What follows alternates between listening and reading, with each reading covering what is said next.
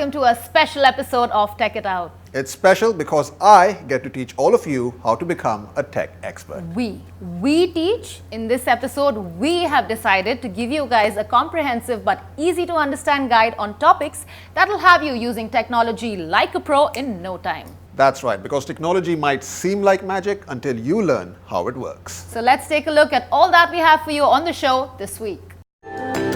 In this episode of Tech It Out, we give you some clever tips that will help you make the most of your Wi-Fi router, VR headset and the new Samsung Galaxy S8.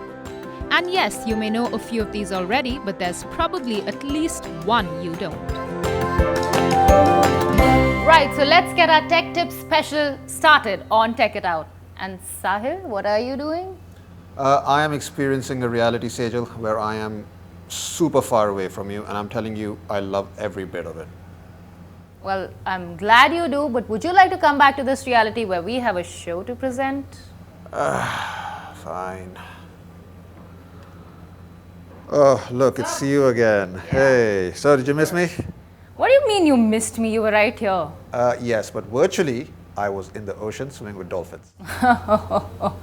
Those dolphins must be scarred for life. Oh, ha ha ha. So funny you are. Always original, huh? Always original. You know what? Keep that thing on and never get a scuba suit. By the way, why are you wearing that thing anyway? Well, this thing, in fact, a lot of people are investing in these things, and it's changing the way we are completely consuming content now. So I thought it would be a good idea to give a few handy tips to those people who've recently purchased a VR headset or who are considering to purchase one. You certainly should purchase one and never purchase that scuba suit. Well. But we have a lot of VR headsets in the market right now, but most of them are pretty similar in their functioning. But these handy tips that we have for you are going to make your experience with that shiny new helmet run more smoothly. You know what's the other best thing about this, Ajay? I don't have to see your face for like the next 5 minutes or so that's always good.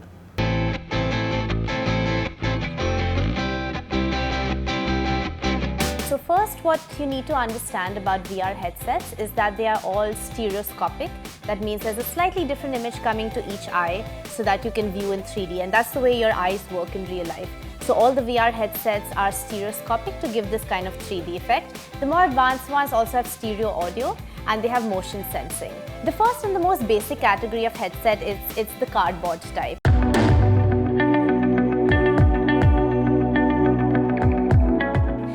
The most famous is the Google Cardboard, but there are lots of brands that create very basic cardboard headsets, which literally can be made of cardboard, they can be made of plastic. And what's great about these headsets is they are compatible with iPhone, they are compatible with Android, so you don't need a specific phone. And in other more advanced headsets, you will need more specific phones. So this is a good one to start with. Now, with these headsets, basically what will happen is your phone, depending on how powerful it is, it might overheat. You will be using basically the YouTube app, or there might be a specific app that you'll use that gives you 360-degree videos or photos. These require very high processing power, so your phone might easily overheat, like with any high power computation, like when you play video games, for example, it's the same situation. So the best way to use it is really to sort of shut the other apps that are playing on your phone, so nothing else is interrupting your VR experience. You can also, it will happen sometimes that the phone will just hang completely, or it might overheat. So the best tip, like with any other problems with cell phone, is you just turn it off, let it cool down a little bit, restart it, and then view the experience all over again. Now, because these headsets don't give any possibility of fixture to your head, you have to physically use it, you have to hold it yourself. Your arms might get tired, just a very practical issue, but it does happen that you get tired this way. So to kind of enable the ease of your movement, it's good to sit in a rotating chair. So whilst, yes, you will always have to hold it up, at least the rotation of the chair will help with the rotation of the 360 image, and it makes it a little bit easier. Those are sort of the basics. Well, in terms of the actual content, now where will you get the content from? There's a few apps like the Google Cardboard Store, for example. It's a great place to go. It's an aggregation of VR apps. Through the Google Cardboard Play Store, you can download whichever apps you are most interested in and sort of get the best of VR in one place. In terms of the cardboard set, this would be kind of the main tips. The next type of headset, yes, it's the mobile premium headset. For example, The Samsung Gear, this is one of the most famous premium mobile headsets. Once you place the phone for the first time, the image might look a little bit blurry. So there is a control at the top here which allows you to fix the blurriness. You can also adjust the strap, maybe tighten it a little bit to your head to make sure that once you're viewing it through the lenses, you're seeing a perfect image, which is not too blurry. You can plug in headphones as well. Just simply plug it into your cell phone, and the main purpose is that now, in 360 and virtual reality videos, the 360 aspect is not only in what you're seeing visually, but it's the audio as well. This is known as spatial audio.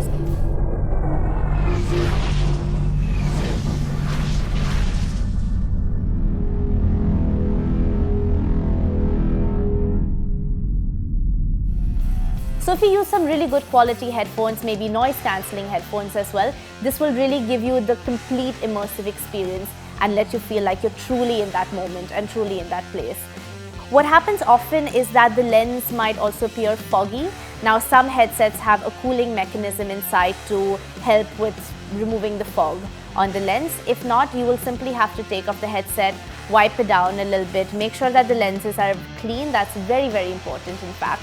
The lens is not clean, then again what you are seeing will look blurry. It might even cause a little bit of motion sickness because the image won't turn with you as rapidly as your head movement. It won't be as seamless. So just make sure that the lenses are clean, make sure that you don't have fog on the lenses, and that will give the most seamless experience of 360 content. So the third category of VR headsets are the tethered ones.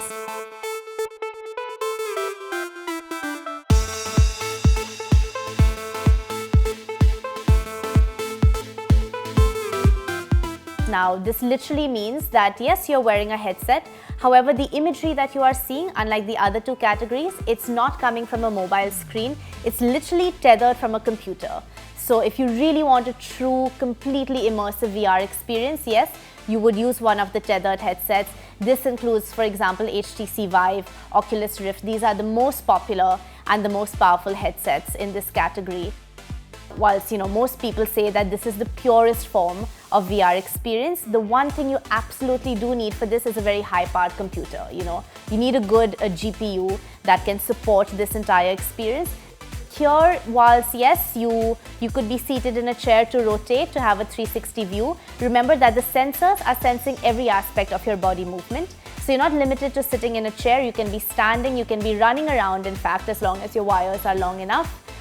You can be moving however you like in that space. I would say for beginners, definitely start with the cardboard headset. The others are much more expensive. This will give you your first impression into VR.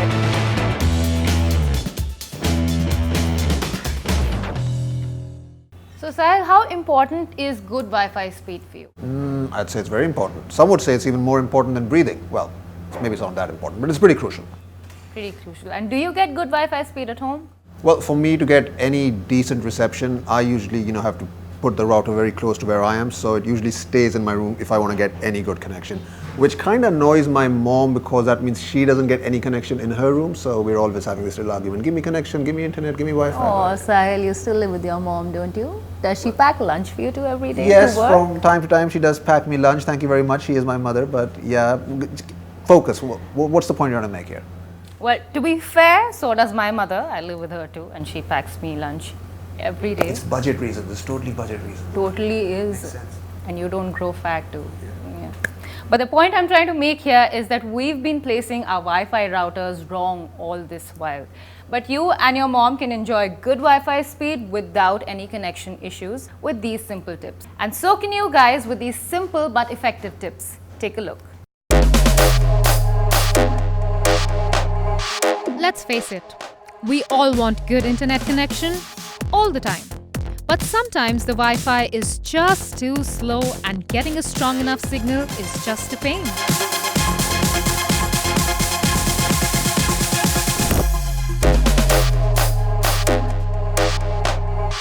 The easiest solution to fixing this problem is just buying the best router money can buy. Take the Zycel Armor Z1 router for example. Approximately costing 15,000 rupees, it's one of the best routers available in the market. But here's the thing, you don't necessarily have to break the bank. You could just tweak your existing setup, and here are a few tips on how to do just that.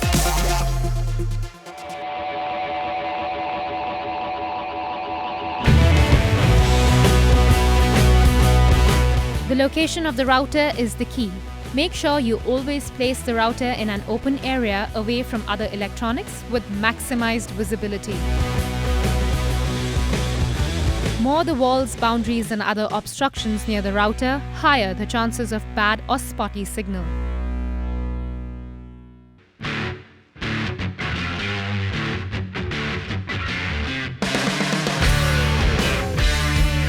Make sure your router is placed at the center of your premises.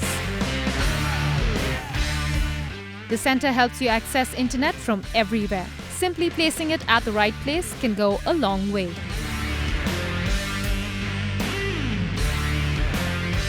Keep it at least a couple of feet above the ground level, as they're designed to broadcast signals slightly downward, and if kept on the floor could hamper signal.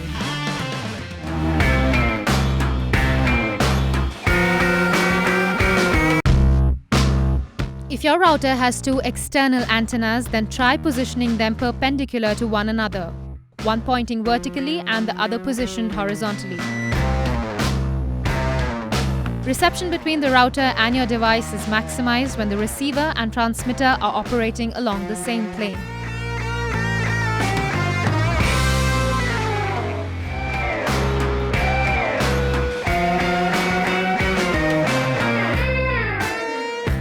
Most routers have both 2.4 GHz and 5 GHz, and if you already own a dual band router, then activate your 5 GHz spectrum for faster connection.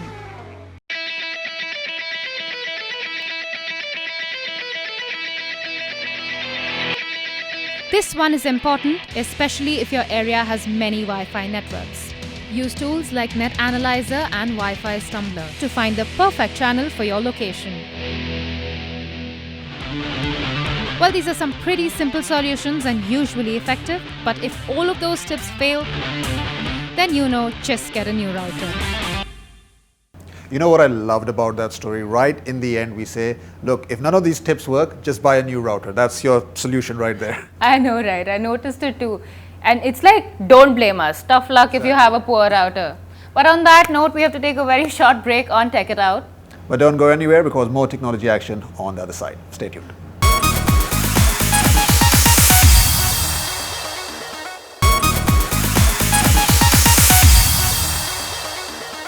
Welcome back. You're watching Tech It Out on WION. Now, they say a person's vanity is measured by their follower count on social media.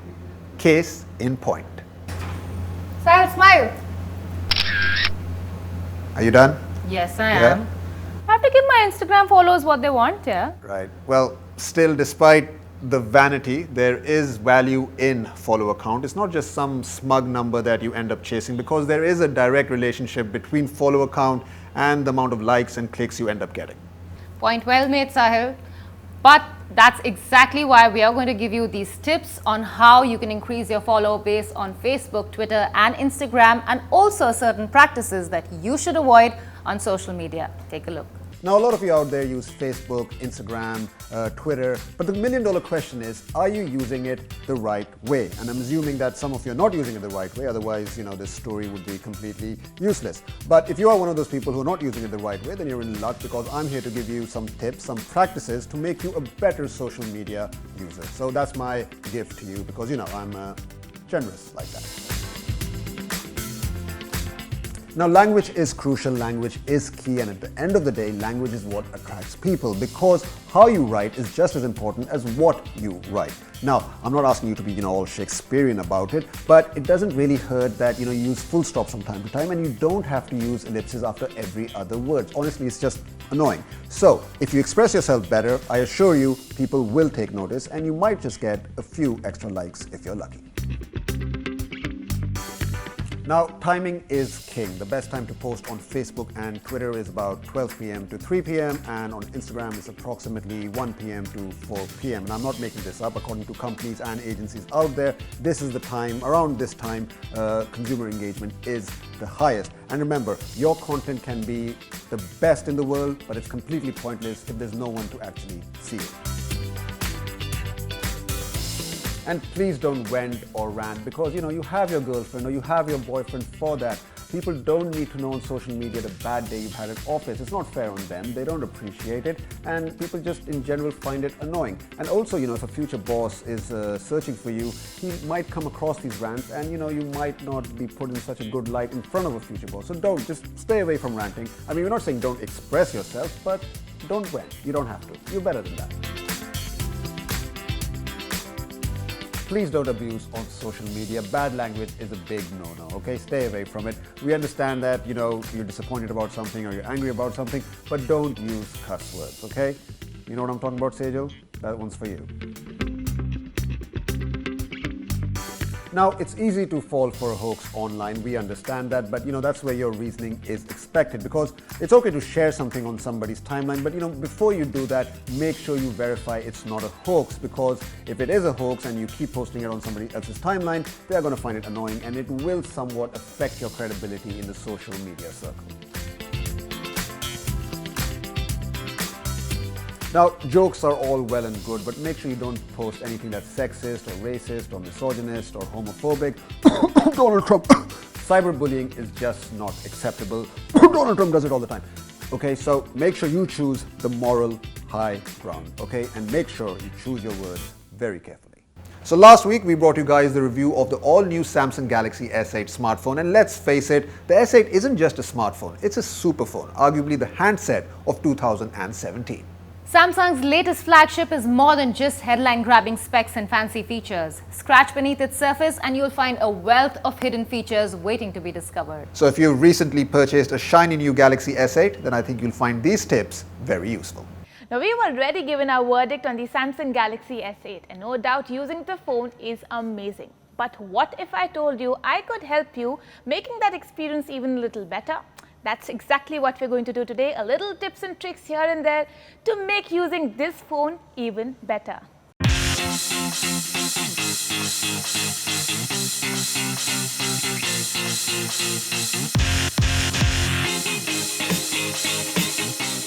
Now, we have no complaints when it comes to the S8's battery life. In fact, it's even better than that of the LG G6 and the Apple iPhone 7. But you know what? You can actually make the battery last even longer, and you don't have to do anything extraordinary, just a little tweaks in the settings and you're all sorted. First, disable the always on display. You can easily do that by going to the lock screen and security settings and disable it there. Now, I know it's very easy to just glance over your phone for the time and other notifications. But think about it practically. How many times in a day do you actually do that? So why to keep the battery draining for a convenience that you barely derive? Isn't it better to disable it and check for time, updates and alerts by pressing the power button?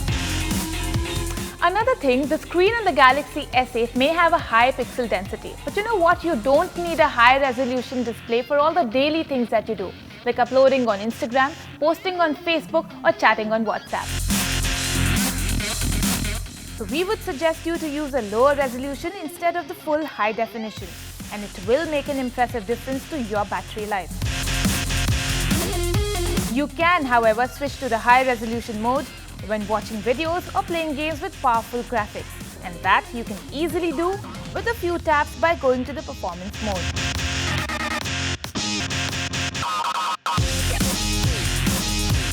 The camera app on the Galaxy S8 has a lot of high-end features which allow you to do a lot.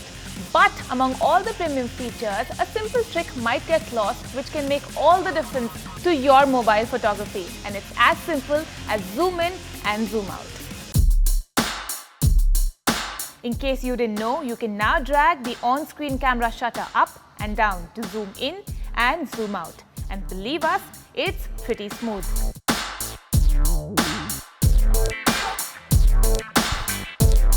Now Now the S8 has a tall display and you should take full advantage of that.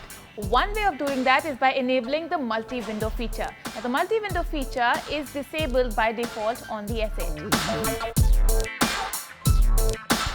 So you can go to multi-window under advanced features and settings and enable it by activating the Use Recent button. This means you can use two apps at the same time on the same screen. Now won't that make your life just a little easier? Let's say, for example, you're doing your research and taking notes at the same time without feeling the need to switch between apps. This is for the non-Samsung user switching to the Galaxy S8 because the way Samsung places the back and recent app buttons is totally opposite to what can be found on a majority of Android phones. But fret not, because you can easily swap the two. Go to Settings, then Display, open Navigation bar, and you will see the button layout option, and there you go.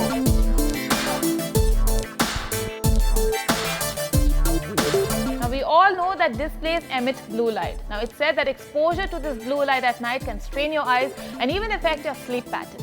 Now ask yourself this, how many times do you check your phone display when you hit the bed?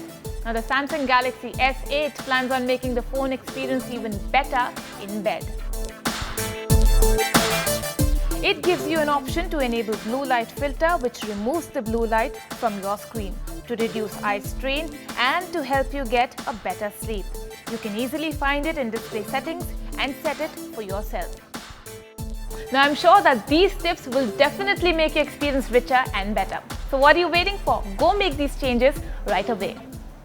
Well, with that, we're going to take a very short break here on Tech It Out. But don't go anywhere as we bring you back a lot more tips to make you a pro at any technology you may want to use. Stay tuned.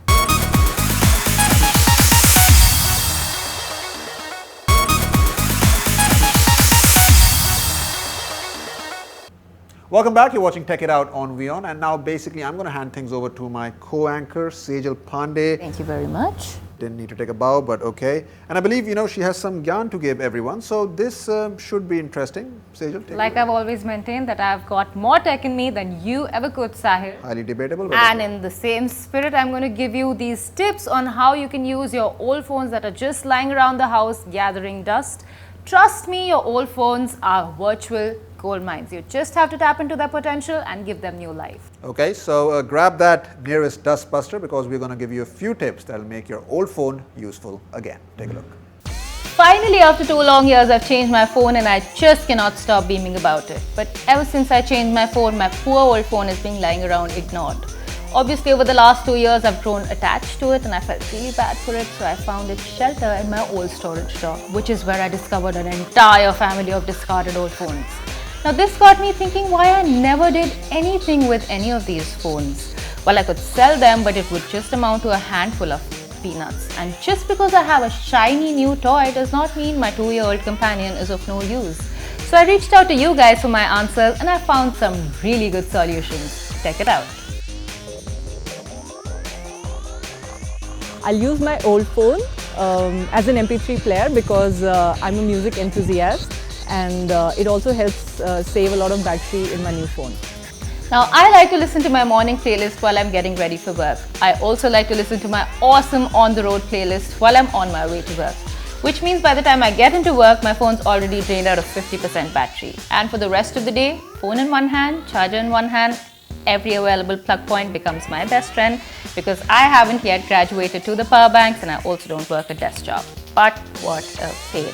But who knew my old companion could come to my rescue? You can actually use your old phones as your official music players without worrying about that battery life, and also it gives music lovers like me extra storage space to store my awesome music. I'm using my old phone as a flashlight. It's easier to carry a phone than a bulky torch. Now, as much as music drains your battery, so does a flashlight. In fact, it just swallows up your battery completely. So I turned my old phone around into an emergency flashlight. Small and portable. Who likes those huge torch lights anyway? A handy and portable emergency light just like your old phone can always be a substitute. I use my old phone to read ebooks and I think that's the best use of my old touchscreen. Now this might come as a surprise to you, but you can actually use your old phones as e-readers. I love my ebooks as much as I love my paperbacks because it's about the joy of reading anyway. So a bibliophile like me can surely do with a dedicated device for all their favorite authors and books. Plus, you don't get those annoying social media notifications and you can fully indulge into reading and sipping away that warm coffee. You should try it too. I give my old phones to my younger siblings and cousins in the family so that they can use it for listening to music or play games on it. Now, I may have a shiny new toy, but I also have annoying little pests called nephews and nieces who are always cribbing to let them play games on my phone. Now, no matter how generous I might be, I just cannot give them my new phone for them to either destroy it or this, I say with personal experience, infuse a virus with their tiny, whiny hands. Yes, that's true. So get rid of their constant harassment and avoid destruction of your phones. Just hand them over a desolate device, which cannot get worse than it is right now. I give my old phones to my employees who work in my office to use. Now, I love gifting and I truly believe in charity, so this one's my personal favorite and a generous one too. Just gift your old phone to a friend who's in need, someone who's lost their iPhones, cracked their displays, lost their phone. Just give it to them. This way you can also earn some brownie points and feel really good about yourself. But before you do that, make sure you take adequate backup and reformat your phone. Well, that's it for this edition of Tech It Out. We really hope you enjoyed the show.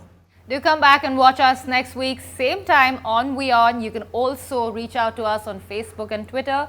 @WION_TechItOut is where you should tweet to us. We'll see you same time next week. Thank you for watching.